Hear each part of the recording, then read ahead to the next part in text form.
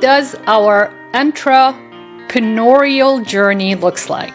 Where did we get our drive and passion to excel from two newlywed graduate students to the owners of a national franchise group? This is our story on another episode of Chatting with Slava the Jordanian. Hello and welcome back. I am your host, STJ. Today, I am here with Dr. Ihab Abdurrahim.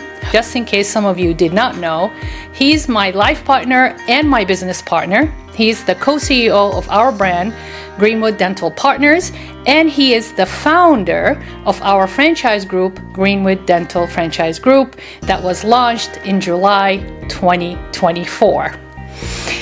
So, let's start with talking about our parents, Dr. Ihab, to just give our listeners and our viewers some kind of a background of how our parents thought about the concept of being an entrepreneur and whether anywhere in our childhood or while we were growing up, our parents had some influence in who we are right now as business owners.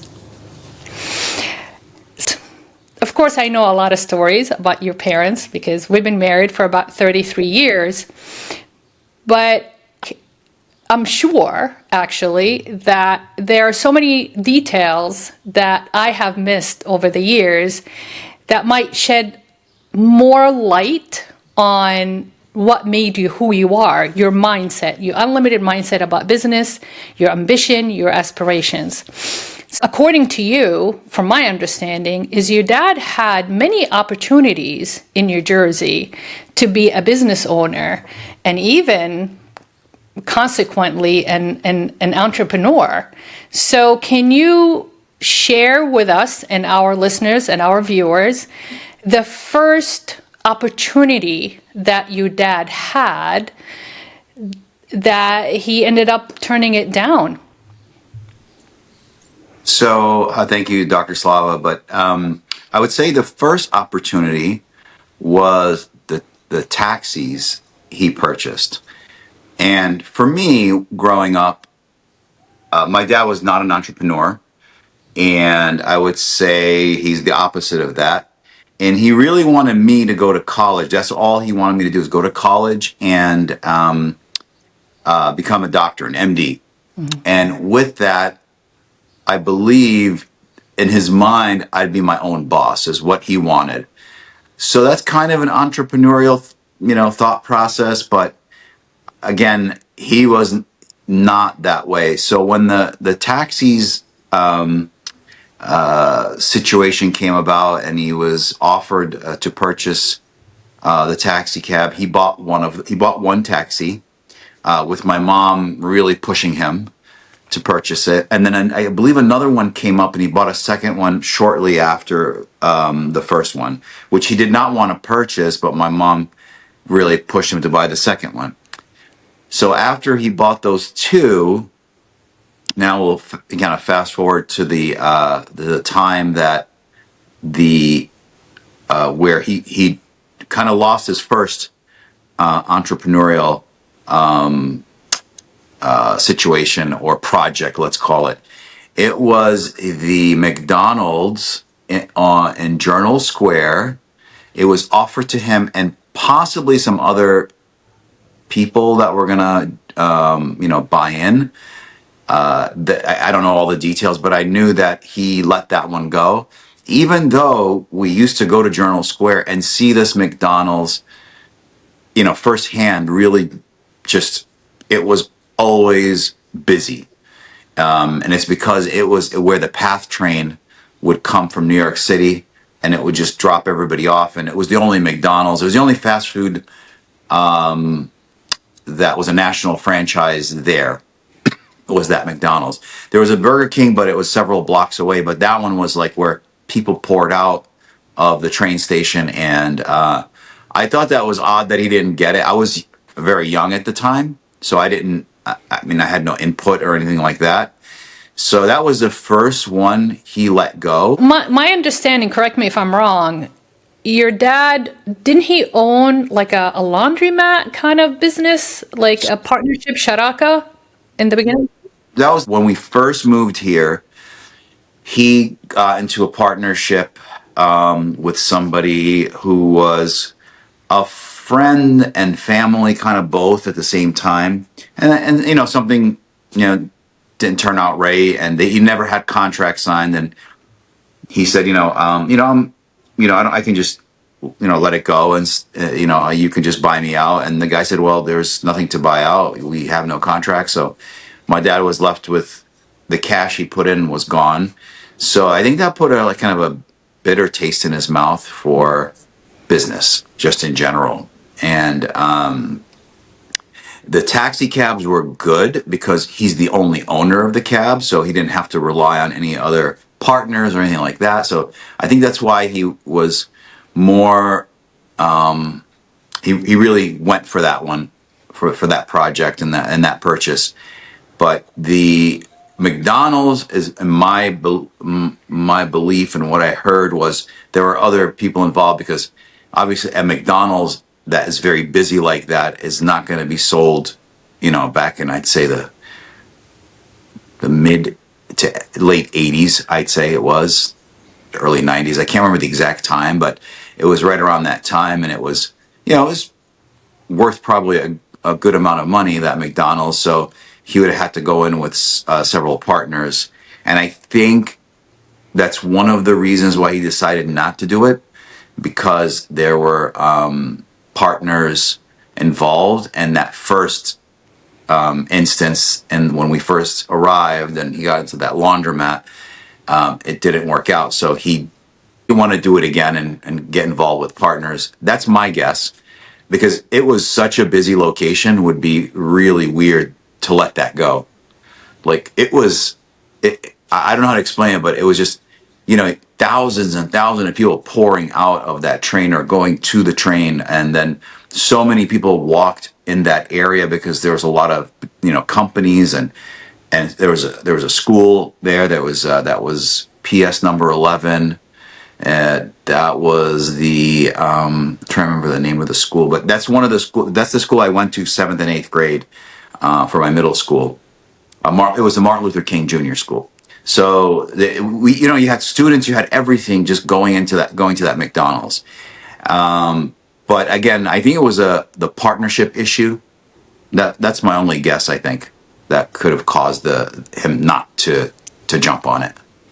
So he started with the laundromat first. That got dissolved, right? And then he bought the two taxis, and he worked, whenever it's needed, but he had drivers, right? And you mentioned to me that from that revenue, he ended up paying for your private school, which is Case Western. That's where we met.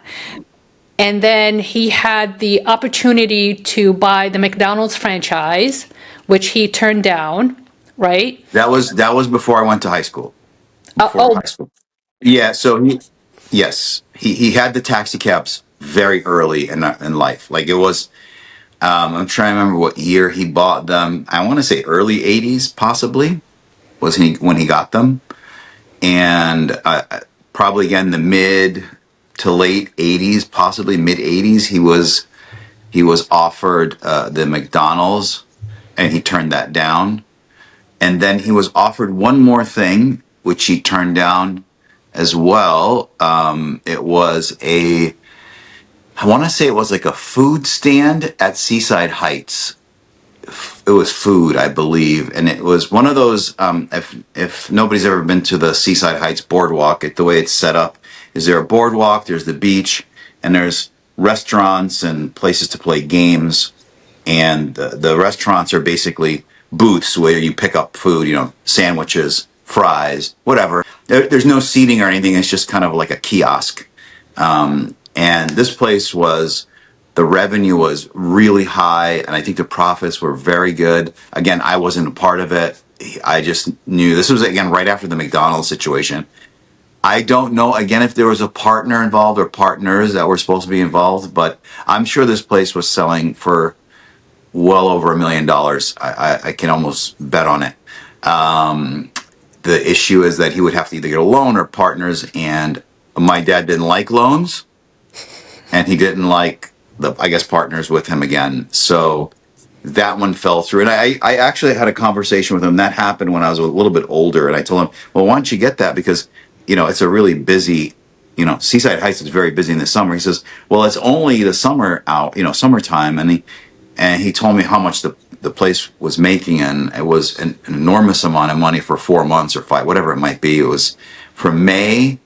So it was May, June, July, August, September. You maybe have had it open for 5 months, those summer months, and it made enough money that it would cover whatever that rent was, and then some, with profits, quite a bit of profits coming off of it. But he said that he would have to leave his job at the New Jersey Transit.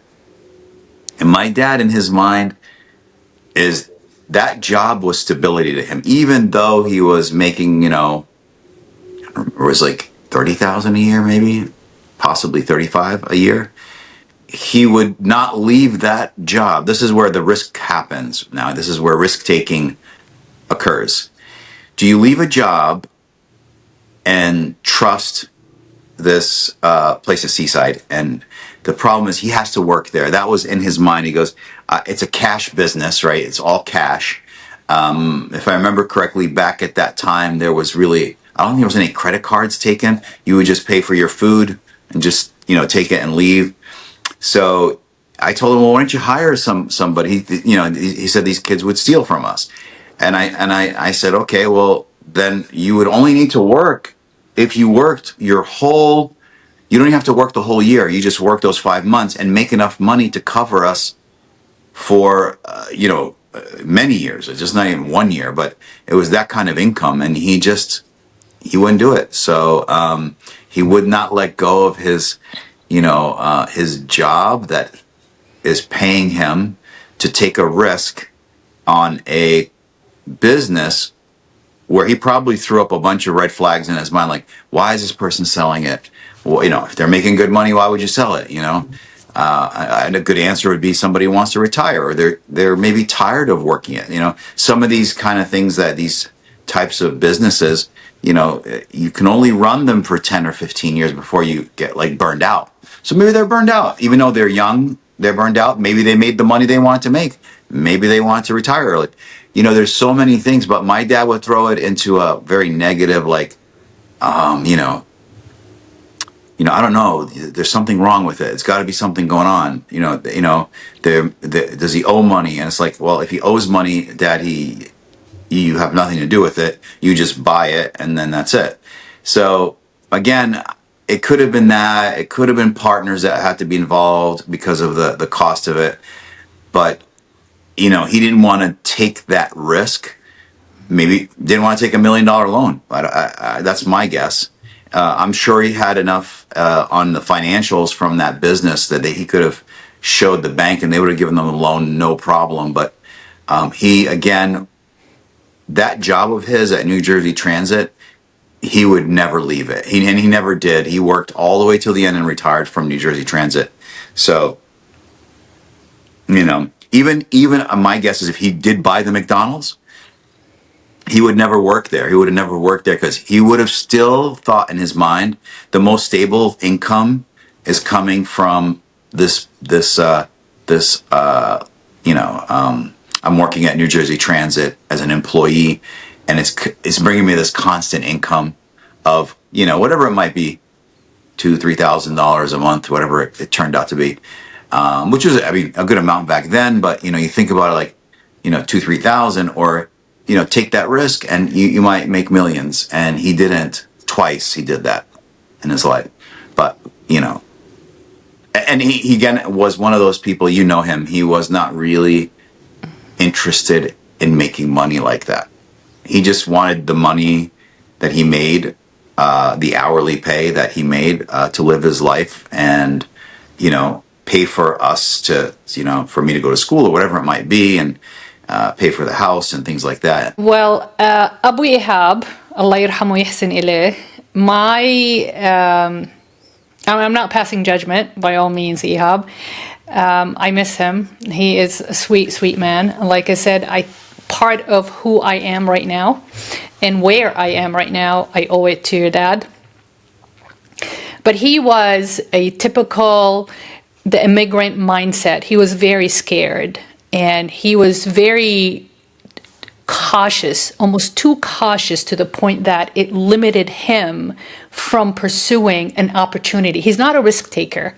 Your mom, on the other hand, as we mentioned in other episodes, she was the entrepreneur, right? She was a model for one of the largest department stores in Cairo. She owned her own business. She's a seamstress. She was the boss lady, quote unquote. She employed a couple of girls. She invested. She took a loan, bought the space, bought the sewing machines. And she built an amazing reputation as a seamstress amongst the bashawat, basically the elite, the socialites in Cairo. Because she shared with me how she used to go to their saraya, to their mansions, to take their measurements and go over the designs. She traveled, she made her own money. She was a very independent businesswoman. And then coming to United States, she still had the unlimited mindset that this is an opportunity. And I know when she shared with me these stories, she really expressed her frustrations.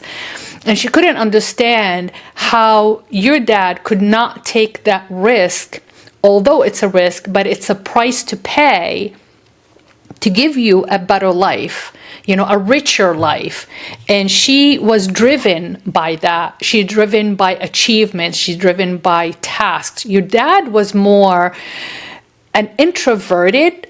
Sometimes he's task-oriented, but he was much more people-oriented, introverted, where your mom was extroverted, people-oriented, and task-oriented.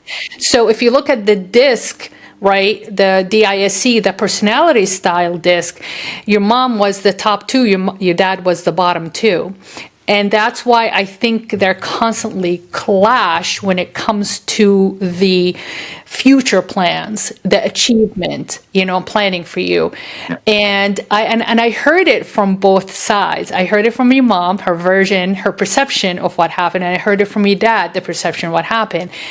The first time I heard about this is from you. I had no idea. So when I got comfortable, got to know your dad as we shared our train ride back and forth when I was in dental school from Mattawan into Hoboken, and then I continued to New York City. So those are precious times, and that's when your dad was, in my opinion, the most vulnerable I ever seen him. He really poured his heart out. He used to reminisce on all the stories in Egypt and how he came. And then I got a little bit more confident. I start asking him a little bit detailed questions like, so why you didn't do this? Why you didn't do that? And that's how I came to the conclusion and with my judgment as far as their personality style. And your dad was very cautious. He was very meticulous, even with his social circle. When I lived with them and the people that we socialized with, specific people, he had his circle of trust. He did not expand that circle. He was very, very generous, very hospitable, in his home, but he will not invite other people beyond his circle of trust. But those guests sometimes will bring people with them to the house, and he was fine with that because he trusted that circle of trust to introduce more people into his home. As far as your dad is concerned, you got to show a record that you are trustworthy. If you don't show a record of trustworthy, you get canceled. You definitely. So he gives you one chance, two chance, third chance, you're 3 strikes and you're out. Your mom is very different. Your mom was so forgiving. She was happy-go-lucky. She didn't have doubts. She did not hesitate. Right. Your dad is very meticulous. He liked change, but it was controlled, calculated change. Where your mom loved change. just like you, and you remind me a lot. I always tell you walk on water. Your mom was exactly the same way. Now, the interesting thing, just for our audiences, is your mom grew up in the city, in Shubra, in Qahira, where your dad is from the countryside.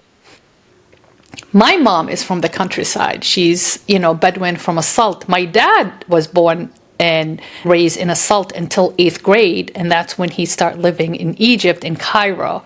So my dad was more the entrepreneur mindset. My mom was steady, home, family, school, academia, but very introverted. She exercised her extroverted tendencies when it came, again, within her circle of trust, just like your dad, and within the family, with her children, with her immediate family, her sister and her nieces and nephews. But above and beyond that, the way she presented herself, she helped a lot of people, though, in Saudi, as I mentioned before.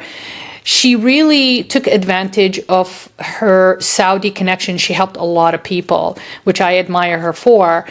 But to accept strangers into her private life, into her private realm, so to speak, that was a big no-no for my mom. And your dad reminded me of my mom.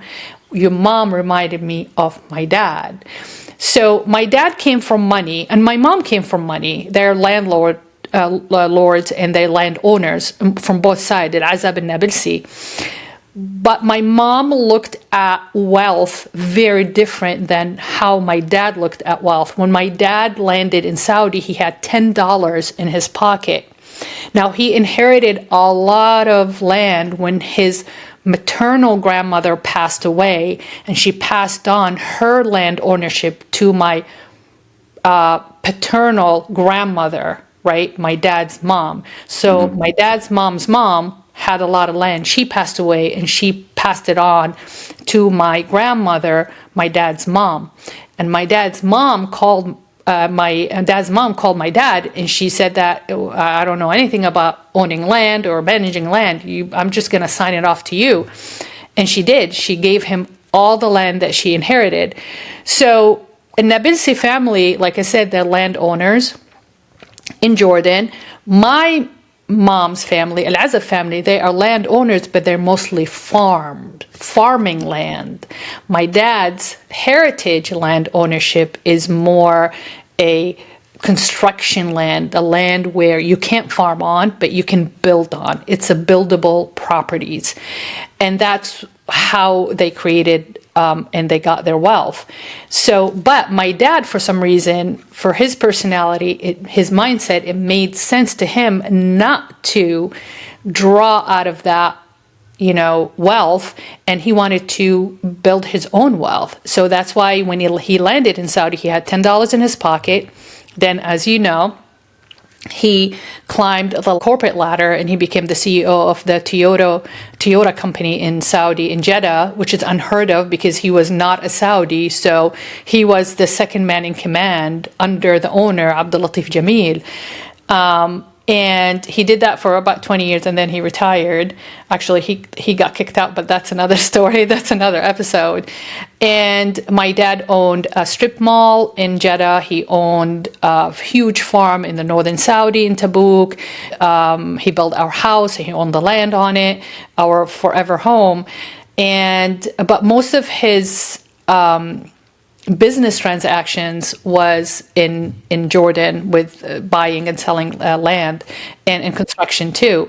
So it's interesting, when I joined your family, instantly your dad reminded me of my mom. So, and I knew exactly how to deal with that. I had to tread very, very cautiously and carefully because your dad was a very proud an introverted person. So I had to pull that information with time, as he trusted me. Of course, he trusted me because I was married to you. But when we got to know each other intimately through those train rides, we got closer and closer. Your mom opened up immediately, as you know, because she loved me so much. They both did. But your mom was constantly pushing for that, and even when I was in dental school, she kept reminding me constantly, you're going to own your own business, right? You're going to own your business, right? I can't wait until you open your own العيادة, right? The clinic. I can't wait. And she'll pray for me and she wish me the best of luck. So that's her entrepreneurial mindset. It's unlimited, whereas your dad was very limited, introverted immigrant mindset. Your mom was fearless, as you know. So she's like, what's the worst can happen? You can try. If you fail, then you try again. Your dad, failure is not an option. If you fail, it's staining you. You don't have a good reputation. People are not going to trust you because you have failure on your record, right? But moving on, my question is, how did that impact your own personal entrepreneurial mindset? Now you are the co-CEO of 3 branches of Greenwood Dental Partners, and you just launched your franchise in 2024. I mean, we went from, 2 newlywed graduate students to this. How did it impact your mission to achieve everything that you've achieved? So, again, leaving college, going on to grad school, I never even thought I would really own any business. I was at that mindset that I was going to be working for Evans forever. And it ended up that I didn't. And I opened my own lab for a little while. Somebody had purchased it. So it was just kind of evolution of me kind of trying to find my entrepreneurial goals and my niche, basically where I would fall into. I ended up joining Greenwood Dental in 2016, 3 years after the national office was open, and I felt, oh, this is something I really want to do. This is a lot of fun. I enjoy it, and I learned a lot over those years, and that's when I said, hey, let's open up another one, a second location. We opened up Burlington. And then post-COVID in 2022, we opened up the Hudson office. So we have the 3 offices. And in my mind, when I first, got married, I never even thought I would do anything like this. And I ended up having my own lab and then doing the dental offices with you. So there was a lot of different projects that I was involved with entrepreneurially that I would never even have dreamt it, 25 years ago.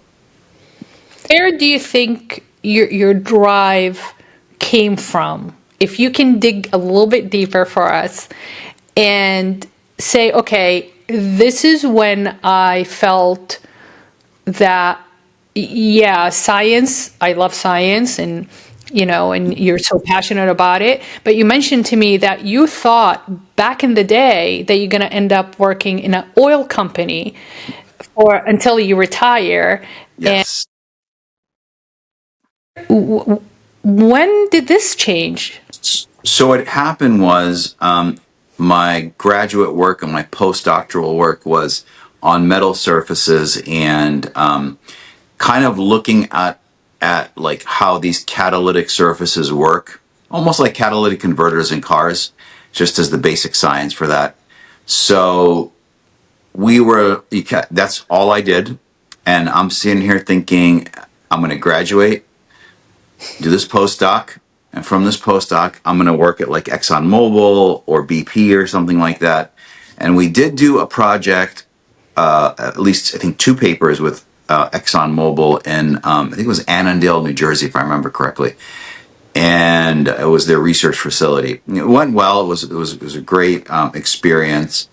But when I started applying, there wasn't many of those jobs out there of R&D in a oil company. So, I just started looking and I happened upon this Evans East position in New Jersey, and I applied for it. Got interviewed. I got the job. Ultimately, got that position, and I think the entrepreneurial mindset happened when I joined Evans, because I started doing science, but it was a contract lab. So it's not just doing basic science, you're doing the science to answer a question for a client. So I started thinking more business like, because we have to kind of, we run samples, we send out data for these clients, and you get paid for that data. So it's a service that they're paying for. And so this service, it's basically a service industry, right? I'm in that laboratory. So we would, again, run samples, send out the data and the reports, client would pay us.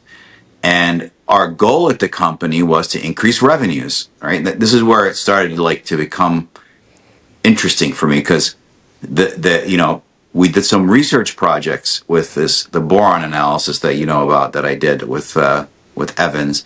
That became a big driver for the Sims Group for many years after that research that we did. So it was a multi-million dollar revenue stream. It worked out really well. Again, all this was being built in Evans. Maybe I had some thoughts of my past watching my dad, let go of opportunities. But here I was like, okay, I'm going to end up learning this business. And I did. I learned that business. I went and gave presentations all around the world, and specifically to clients in Asia. And again, it wasn't really entrepreneurial, but it was very business oriented. Versus if I was in a laboratory working in the, ExxonMobil, I'm just doing this project maybe at ExxonMobil and then trying to find answers for the company, and I'm not involved with the bigger picture of the company. Here at Evans, and when I was at Evans, I was involved not only with just running a sample, they really got me involved in the business of analytical services as a whole, and as my division, the Sims division. But once I learned my Sims and I knew it very well, I started looking out at the different groups that we had in our company. And that's where I started thinking, oh, I can help our clients and, utilize this instrumentation or this instrumentation, and that would help them solve a problem. And that's when I started thinking more globally in the analytical field. So, and again, it was not only analysis, it was understanding the business of analytical laboratories and how it helps clients. And these clients, of course, would pay you, and that revenue would come in, and profits and things like that. So I really got a good grasp of business in Evans is when I first really felt it. And that's where my mind clicked, and I go, oh, this would be, I think I can actually do my own thing if I ever kind of wanted to do something different. So that was in the back of my mind. And, but yeah, that's kind of the reasoning. It was actually the position at Evans is where it really happened. So your evolution journey in Evans was when you started interacting with clients, which are customers basically, selling them the service of the analytical lab. So you went from a scientist that is chained to the machine running samples, but also it opened up the opportunity how to create a dialogue, how to satisfy the customer's need. So that was the business aspect of it. And you went from there, you left there and you opened your own lab. You became a business owner, right? By opening your own lab, negotiating with how to buy the machines, how to market for your business, how to gain more clients. And then another lab acquired you, right? And then you bought your own lab from you, and that's when you joined us in 2016. And here we are, July 2024, you launched the franchise group, and we are at sorry, July 2024, yes, and we are in 2025. Have to get my dates straight because things are moving so fast. So share with our audience, what is the goal of the franchise group? You did share with us the inception of the idea of the franchise and why, because you believed in the model and you believe that, our model is very successful business model. But, how big was the document? How long did you work on it?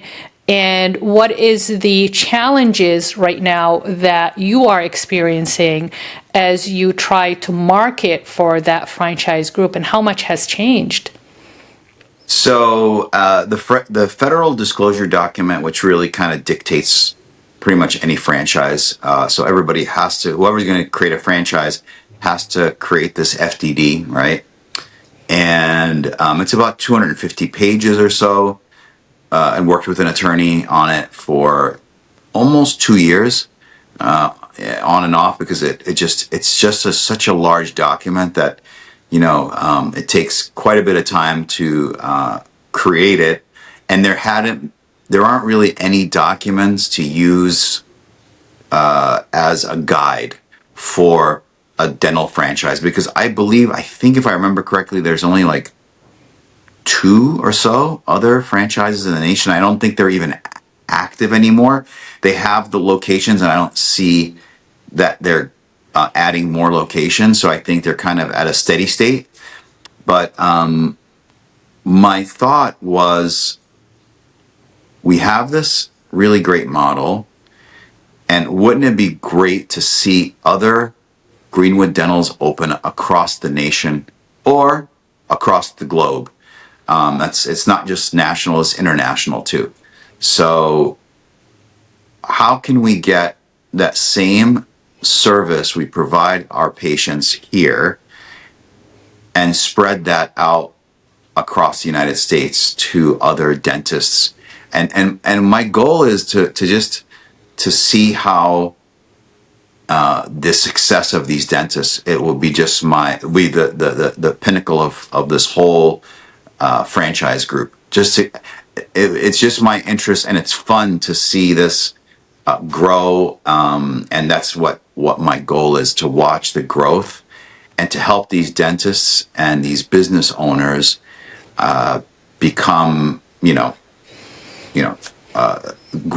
become a great Greenwood Dental franchisee in the end, and open up multiple offices, franchises.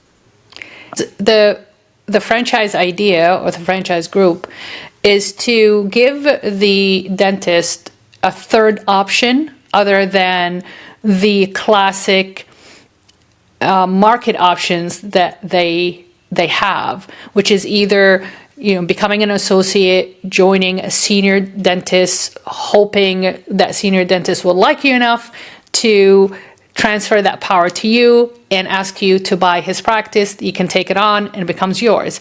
The other option is the DSO. The DSO market is huge, but what the DSO market, just to be fair to them, has offered the dentist is the middle ground, because when you become a business owner, either you can do the bread and butter dentistry, take all the dental insurance under the sun and just work it and sell it later. That's really the trend. The other trend is, yes, become an associate, buy a very bougie practice, all aesthetic dentistry and cosmetic dentistry, have an amazing, rich life, and again, sell it to another associate. But what the DSOs is kind of in the middle option, right? You don't have to own, you can work and make X amount of money, enough for you to have the practice for a couple of years, have the income. They give you a sign-on bonus to start up your life and start, paying your loans. And you can leave, or you can stay and become a clinical director within their corporation.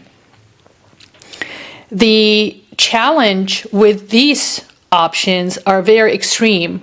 You don't have a full autonomy of your practice, you have to wait for the senior dentist to give you the green light and their blessing to buy the practice, or be under the mercy of the DSO, which is a corporate culture.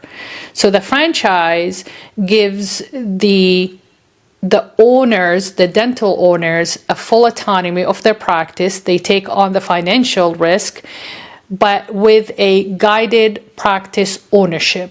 It's guided and it's being supported. When we studied the market with all three models, whether bread and butter dentistry, ownership, or really exclusive aesthetic dental, somewhere in a big city, Boston or Chicago, New York, or join the DSO.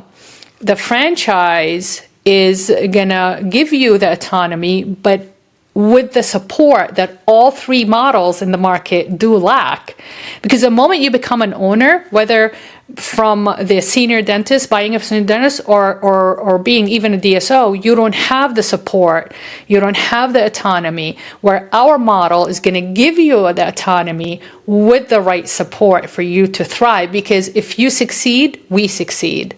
So that is the franchise idea. Now, you have mentioned to me that we are the only, ones in the East Coast. Are there other companies there? I believe we were the only ones on the East Coast. And like I said, within the United States, there's maybe 2 or 3 more, if I remember correctly. And I don't think they're active. So we're really the only ones that are really actively going out there and trying to get franchisees. I think these other franchises are in a steady state. So one of them is kind of out of Texas, if I remember correctly. And they of only the franchises they own, maybe about 20 of them, and they're all in Texas. So it never broke out of that state. So our goal again is to have about 10 to 20 franchises across the United States in about 2 years or so, 2 to 3 years. And I say across the U.S., it's probably more prudent, and if you think about it, to kind of spread like the Texas one did. They stayed in Texas, but to kind of work our way out of this New Hampshire, Massachusetts area and into maybe possibly Connecticut, Vermont, Maine, maybe New York. But again, I don't have an issue with it growing, all of a sudden somebody opening something in Nevada or Arizona. That's not a problem with me. It's just that when people think of franchises, they think of them as growing organically in an area. So basically, you have your executive team here locally and not nationally. So the issue is when you grow out of like a concentric kind of circles around where your offices are, it makes more sense, and that's typically how a franchise works. But it's a dental franchise, so it's not anything about food or anything like that. So it's more, it has nothing to do with any kind of, this. If you hear about, McDonald's, for instance, in one location, there's a McDonald's here in New Jersey. They're going to have the same type of food. I like the food here in New Hampshire, McDonald's. I'm going to go to the one in New Jersey. So that's the kind of the idea of a franchise, that you get that word of mouth locally as you grow organically from New Hampshire, Mass. So that's why franchises work very well that way. But again, if somebody approached us and said, "Oh, I want to open up one in Texas, or I want to open one in Arizona or something," there's no limitation holding us, because we can use our leveraging of our purchasing power for supplies and equipment, and we kind of know the market very well. So we don't literally have to have another franchise in Texas or in Arizona. We can open one from scratch, first one, and it would do well because of the model itself is very strong. To clarify, we're not selling a product. We sell a service to our patient. But our franchise group, what we're selling to the dentist is the guided support. to own a dental practice and to be able to grow for sustainability. Because again, it's scary taking the risk, the financial risk, in owning a business. What if I get stuck? I can't troubleshoot things because I never owned a business before. So that's where we come in as as the support system for the dentist owners. So I have a question though. How did you figure out what to do? How did you know what to do as far as, now we are trademarked, right? Our franchise name, and you're just waiting for the logo, right, to be trademarked.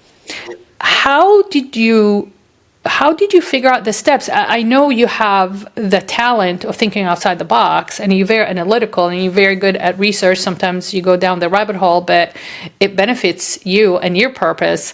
But I always wondered, like, I won't even know where to start. So, again, when I started in 2016, it wasn't even a thought in my head, but the model again was very good, unique.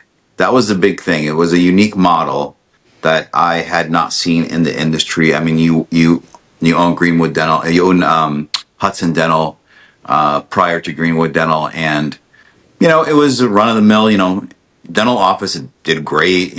As you would expect any dental office, but the things I saw there, and I think that's the reason why you opened up the office in Nashua, was that it wasn't running. It had so much more potential, which I believe kind of dentists miss this potential. And coming from a service industry where I came from, I can see that potential and really kind of strike while the iron is hot. So you want to go for it. And I believe my thought is that when I saw this model of Greenwood Dental, I said to myself, this would be really interesting to open up a second office. Let's see what happens. So we opened up the Burlington office, and it did well. And I said to myself, okay, post-COVID, I said, well, Nashua is really kind of busting at the seams. We need another location that would help alleviate the pressure. And we couldn't get one. We couldn't expand the Nashua office. So we said, well, let's open up in Hudson. And we found this location right there in Hudson, right on Lowell Road, and it's doing very well.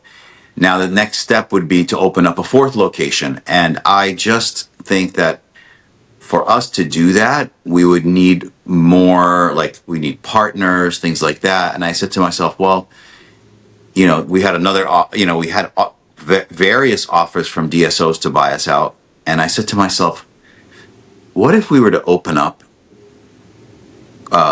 create a franchise where I don't have to go specifically and buy, rent another location and build it out. And I said, what if I can do that and help another dentist do that? And in the end, we can pass the torch on to that dentist, the Greenwood Dental torch, and let them take it from there. And with us supporting them as if we were like the DSO supporting, but that support group. But it's their autonomous office, and they would grow, and then we can move on to another project, another office, and then just keep doing that, and making sure we keep the level of quality and care for our patients as well as the employees at these different franchise locations is kind of I think that's going to be the trickiest part, to be honest with you. The build outs, the getting the patients, the ramp up, all of that can happen. It's how that same kind of quality we provide in our three offices, can we pass that on to a franchisee, and will it stick, and will it continue, and will patients see it as a Greenwood Dental, like as if they were to visit our Nashua, Hudson, or Burlington office. So it's kind of a fun thing to kind of think about. Like it's a really good mind kind of test, and it's gonna be a lot of work, but it's gonna be a lot of fun. hang on for this crazy ride we're going on.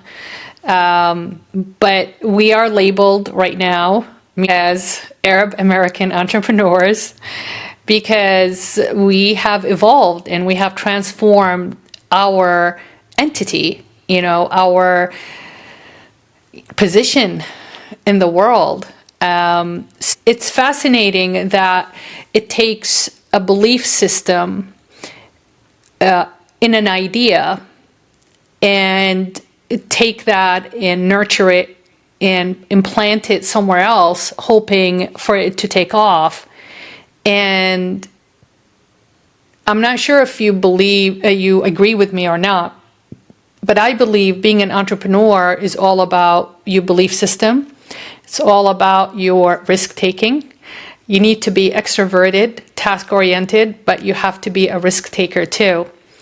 And it's about leaving a legacy, not necessarily being very monetized belief. Because if you have a belief that's constantly you chasing the money, as an entrepreneur, you can't just be fixated on making the money now. It's making the money later.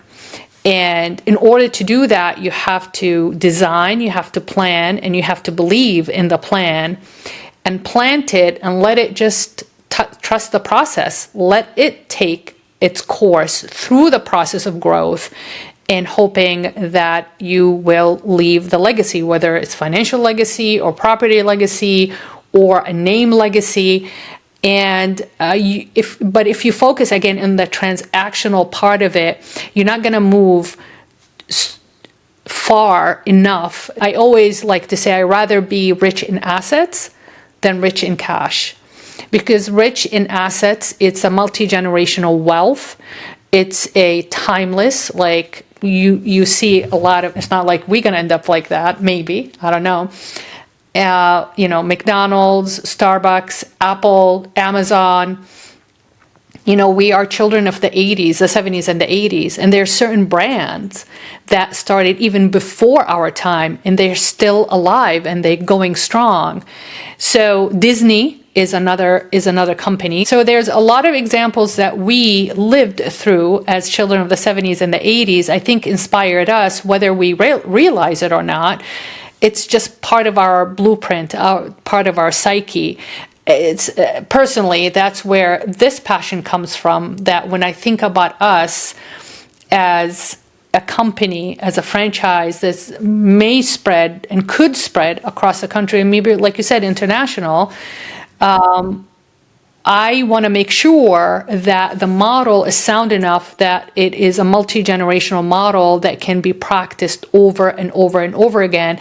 Also has the potential to evolve and to accommodate the change of time too, just like the examples that I gave you. So we are reaching the end of our hour. I guess the last question that I have for you, Ihab, what's your definition of an entrepreneur? And if you are talking to a young Egyptian or Arab immigrant that is coming to this country in order to pursue the dream of being an entrepreneur, whether they have been an entrepreneur or experienced entrepreneurship in their home world, what would be your advice? So the first thing is you want to identify some business opportunity that you like. Ours was dentistry. Somebody else could be, making donuts, whatever it might be. And you want to differentiate yourself from other franchises. So luckily for us, there's not many dental franchises. We're just really competing against DSOs, not other franchises. There's not that many out there. When you, again, compare something like dentistry to like the food industry, hamburger places, my God, there's so many of them now. There's, McDonald's, Burger King, and you've got all these other like, fast casual burger locations across the nation. And they're all really competing with each other, trying to sell the best burger. And what really sells to a patient or a customer or whatever it might be. So that's kind of the first thing is, opportunity recognition. We got to recognize that. Now, the innovation part is the part where you want to think about, like, how are you going to make yourself different? What is new about you?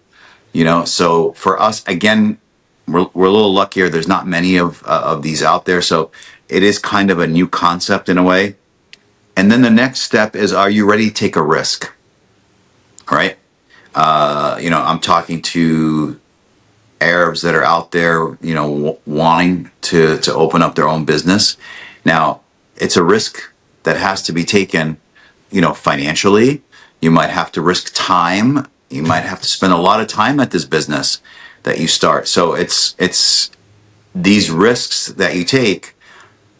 You have to weigh something called a risk reward, right? So you take these risks and then you are thinking about these rewards you get at the end. So, and then finally, if you weigh this, you have the business idea, the opportunity, you have this, a very innovative, like kind of, type of business. And then you have this ability to take on risk and not get scared from the first thing that happens. It's very important that you don't, and just stay focused. And I think that business that this young Arab entrepreneur would be able, I think, to succeed without a problem. But again, it takes. I think risk is probably the biggest thing.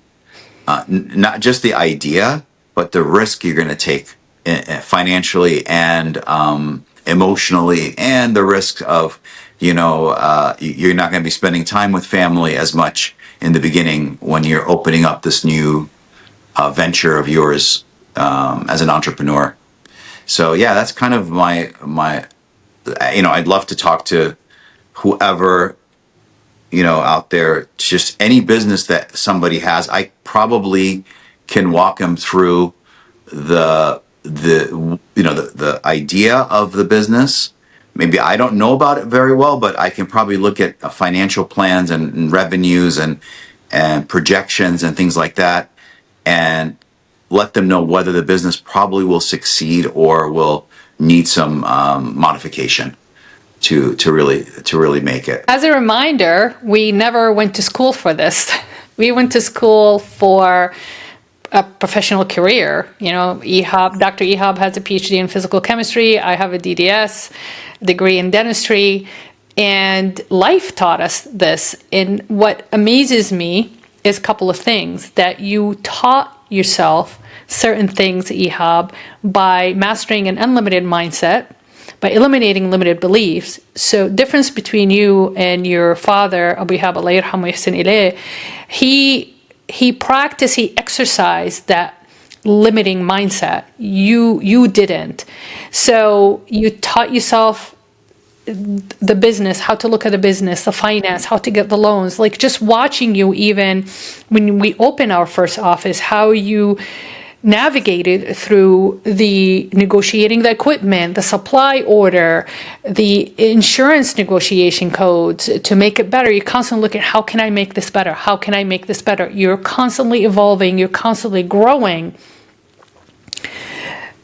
Opposite to your dad wanted to stay in his comfort zone. He did not want to pull out of his comfort zone. He wanted something guaranteed. Nothing's guaranteed in life, but as guaranteed as possible, where you are a risk taker. And like you said, taking the risk, it is the biggest and the scariest thing that you can do. And we sat down with so many dentists, that young dentists, they were very inquisitive about our franchise model. They were interested in our franchise model, but the moment they got to think about or consider the financial risk, they froze, right? That's way beyond my comfort zone, and I'm not ready to take that step yet. right? They might be taking the step after they work with the DSO for a couple of years. It's like, this is not worth it. Or we have somebody that we met, he works with a senior dentist for the past 5 years, right? And every year he promises him that, oh, I'm going to retire next year, I'm going to sell your practice. Nope, I'm going to retire next year, I'm going to sell your practice. And here he is, contributing to the growth of this practice, being the highest producer in that practice. But every year, the senior dentist will pull back from that idea of selling. It's like, no, I'm not ready to sell, maybe next year. And he's stuck in it. The longer he stays in that position, the more he's going to invest his hard work and effort. And you know how dentistry is so demanding on your body. And I won't lie to you that he's getting older. You know, it's the older you get, the harder for you to be able to take that risk, because you are going to be set in your way. So it is a fascinating concept, and it's also very fascinating to watch you go through this process. And here you are, from being a scientist or an analyst that ran samples, and now having this concept and this model that you pitched out, and now you are trademarked. So I really admire that, and I wish that your parents are here to see you and see how much you have done and how much you have accomplished. And I'm sure that they will be so proud of you, knowing them. But I am very thankful and grateful to have you as my partner by my side. And I love cheering you on from the sidelines, because I'm not always involved in the behind the scene process of the business process. I am still a producer. Yeah, I am the chief clinical officer of the brand. But, you know, I do what I do best, and I don't really step out of my comfort zone. Although you might think I did, but I don't see it that way. You know, it's always been within the dental world, except for this podcast, of course. That was out of my comfort zone for sure, 100%. But it's been in the works emotionally and psychologically for the past 2 years. And yeah, it's been a very interesting journey, Ihab, and thank you for that. Thank you for the past 33 years. Yeah, and going strong. Thank you, Dr. Ihab Abdurrahim, as our guest today. Thank you guys for listening and for watching. And as a reminder, these episodes are on Spotify and the Apple Podcast platform. And also they're available for you guys to watch at any time, anywhere you are. On the Greenwood Dental Partners YouTube channel. These episodes are uploaded every single Wednesday, so please like and share and hit the notification button so you don't miss any episodes. And if you think of any stories that you would like to listen to, any topic that you would like us to discuss, please leave your comments below. I will be very happy to address. I hope you enjoyed this episode, and I hope to see you next time. This is Slava, the Jordanian.